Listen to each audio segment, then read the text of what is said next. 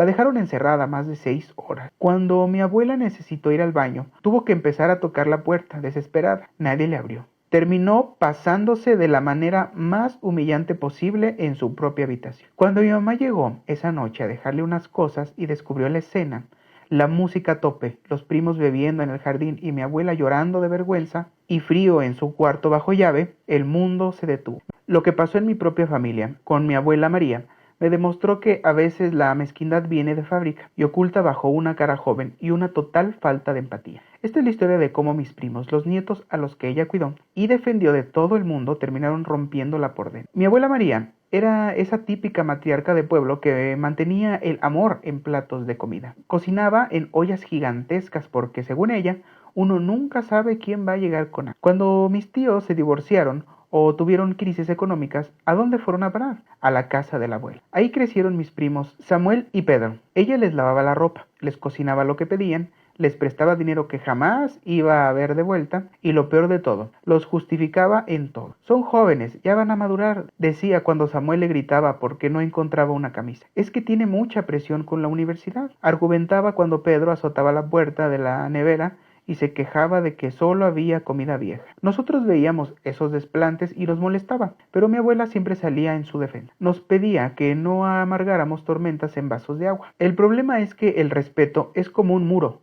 Si dejas que le quiten un ladrillo todos los días, un día se te cae encima. Las cosas pasaron de berrinches de jóvenes a un maltrato sistemático cuando la salud de mi abuela empezó a deteriorarse. A los 78 años, tras una caída menor, empezó a caminar más despacio y olvidaba ciertas cosas. Ya no podía mantener la casa impecable ni cocinar esas extensiones de banquetes a los que los tenía acostumbrados. Ahí fue donde el egoísmo de mis primos demostró su peor cara. Dejaron de verla como la abuela proveedora y empezaron a verla como un estorbo. El maltrato no empezó con golpes, empezó con el vacío. Samuel y Pedro vivían en la misma casa, pero actuaban como si mi abuela fuera un fantasma. Cocinaban solo para ellos y dejaban los platos sucios en el fregadero, sabiendo que ella, por pura ansiedad de ver la casa limpia, se paraba con dolor de espalda a lavar. Si ella intentaba entablar una conversación en la sala, ellos ni despegaban los ojos del teléfono. Un jaja y un ya cállate abuela, que estoy viendo un video, o un simple bufido eran sus respuestas habituales. Lo que a mí me partía el alma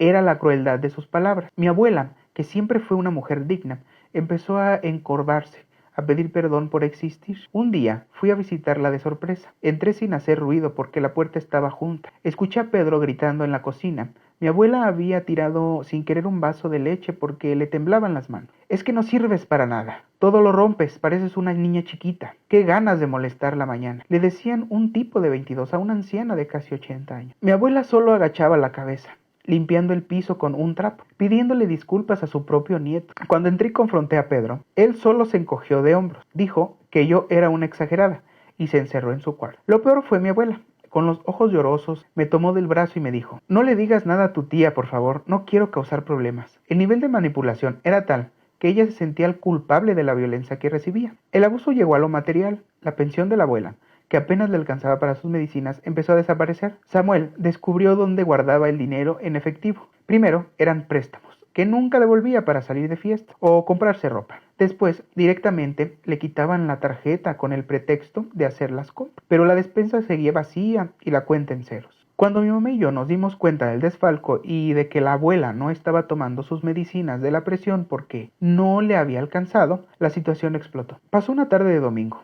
Mis tíos se habían ido de viaje el fin de semana, dejando a los jóvenes a cargo de la casa y de la abuela. Samuel decidió armar una fiesta en el patio.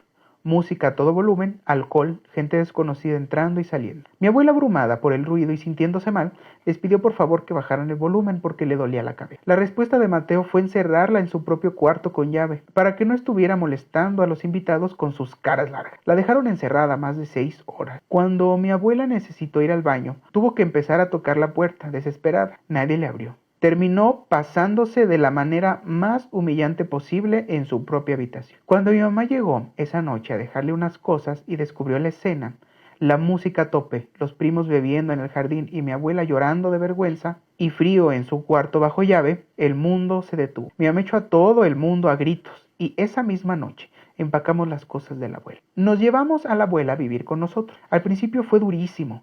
Tenía el síndrome del perro maltratado. Pedía permiso para ir al baño. Preguntaba si podía tomar un vaso de agua y se disculpaba cada vez que hablaba. Nos tomó meses hacerle entender que en esa casa nadie le iba a gritar ni a esconder el dinero. ¿Qué pasó con los primos? Lo que suele pasar con la gente que no tiene recursos morales. Se victimizaron. Cuando el resto de la familia los confrontó y les cortó todo apoyo económico, dijeron que éramos unos exagerados, que la abuela ya estaba loca y que ellos nunca le habían hecho nada. Jamás pidieron perdón, ni una sola llamada para saber si seguía viva. Mi abuela María vivió 2 años más. Estaba en un lugar seguro, rodeada de verdadero amor, pero esa chispa que tenía, esa alegría de cocinar y recibir gente, se apagó aquella noche de la fiesta. La ingratitud de los hijos duele, pero la crueldad de los nietos, de esos niños que viste nacer y proteger con tu vida, te mata por dentro mucho antes de que el corazón deje de latir.